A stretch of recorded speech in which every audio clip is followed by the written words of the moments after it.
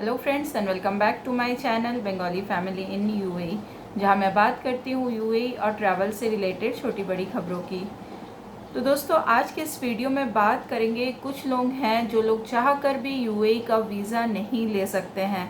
तो ऐसा क्या होता है कि उनको यूएई का वीज़ा मिलता ही नहीं है।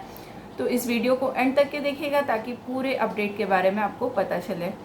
तो दोस्तों, कुछ दिन पहले ही मैंने आपसे शेयर किया था कि यहाँ एक कंपनी के कुछ लेबर्स थे, वो लोग यहाँ आए, कंपनी उनका वीज़ा लगाई और जब मेडिकल के लिए उनको पासपोर्ट उनका दे दिया गया तो फिर वो लोग पासपोर्ट लेके मेडिकल करने गए ही नहीं, बल्कि टिकट करा के वो लोग वहाँ से भाग गए।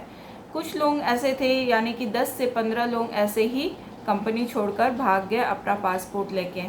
तो इसीलिए क्या होता है, वैसे तो ये लीगल नहीं है यूएई के अंदर कि आपका जो एम्प्लॉयर है या जो आपका अर्बब है वो आपका पासपोर्ट रखे, बट कंपनी भी एक इन्वेस्टमेंट करती है आपके वीज़ा के लिए, आपके काम के वीज़ा के लिए कंपनी का ही इन्वेस्टमेंट होता है, ठीक है। इसलिए सिक्योरिटी पर्पज़ के लिए वो आपका पासपोर्ट रख लेती है।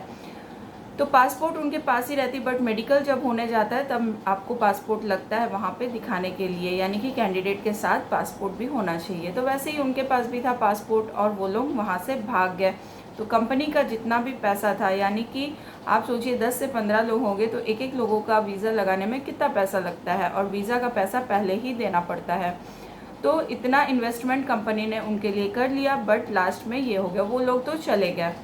तो कंपनी ने उसके बाद क्या किया, कंपनी ने इमिग्रेशन में जाके उनको UAE life time travel ban कर दिया, क्योंकि उनका काफ़ी पैसा डूबा हुआ है। तो अधिकतर जो कंपनीज़ यहाँ होती हैं वो ईज़िली ट्रैवल बैन वो भी लाइफ टाइम कर सकती हैं, और ऐसे में आपको वीज़ा नहीं मिलता है। आप कितनी भी कोशिश कर लें, इमिग्रेशन में जाएं, वहाँ पे पैसा देने की कोशिश करें, जो भी करें, बट ऐसा बैन जो कंपनी के तरफ से लगा होता है या आपके एम्प्लॉयर की तरफ से या आपके अर्बब की तरफ से लगा होता है, वो बैन नहीं हटता है, आप जितनी भी कोशिश कर ले। तो ऐसे में एक फिर लॉयर को उन्होंने अपने होम कंट्री में एक लॉयर को हायर किया, क्योंकि उनको अब फिर से वापस जाना है। जब वहाँ वापस चले गए, अपने होम कंट्री वापस चले गए, वहाँ जाके पता चला यहाँ तो कोई काम ही नहीं है, क्या करेंगे क्या खाएंगे। तो फिर से उन्होंने डिसाइड किया कि यूएई जाने का। तब लॉयर ने बोला कि एक ही कंडीशन है, आप अपने एम्प्लॉयर को या कंपनी वाले को फ़ोन कीजिए, अपने अर्बब को फ़ोन कीजिए, फ़ोन करके बोलिए कि ऐसी गलती हो गई है और आपका जो ट्रैवल बैन है वो वहाँ से इमिग्रेशन से हटा ले।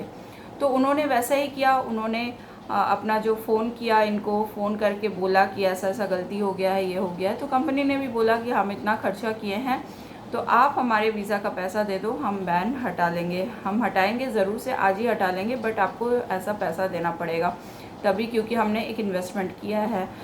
तो ऐसे पैसे को बहुत लोग यहाँ पे बोलते हैं, आप लोगों में से बहुत लोग क्वेश्चन कर रहे हैं कि हम लोग अपने होम कंट्री वापस जाना चाहते हैं, बट जो हमारा एम्प्लॉयर है वो हमसे पैसा डिमांड कर रहा है, वीज़ा का पैसा मांग रहा है। तो देखिए, गलती इसमें आपकी भी है, यानी कि जो लोग ऐसे छोड़ के जाते हैं बीच में, तो वीज़ा का पैसा तो उनका डूबता है, तो वीज़ा का पैसा तो वो लोग मांगेंगे ही।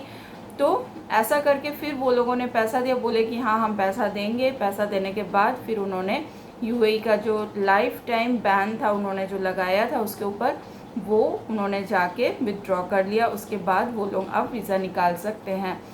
तो अगर आप ऐसी गलती करते हैं तो आपका यूएई का वीज़ा कभी नहीं लगेगा। तो आपको सारे जो प्रोसेस होते हैं वो लीगल वे में करना चाहिए। देखिए, कंपनी छोड़ने का भी एक प्रोसेस होता है। अगर आप बीच में 6 महीने के पहले ही या ज्वाइन करने के बाद भी अगर कंपनी छोड़ना चाहते हैं, उसका भी एक प्रॉपर प्रोसेस है कि आप कैसे छोड़ सकते हैं कंपनी। वैसे छोड़िए, बट ऐसे बिना बताए कुछ भी मत कीजिए, इसमें आपका पैसा भी जाएगा प्लस आपको हैरानी भी होगी, ठीक है। तो गाइज़, आई होप ये वीडियो आपको हेल्प हुई होगी। और भी कोई क्वेश्चन हो कमेंट बॉक्स में ज़रूर बताइए। मिलते हैं कल एक नई वीडियो के साथ, नई अपडेट के साथ। तब तक के लिए good bye and take care.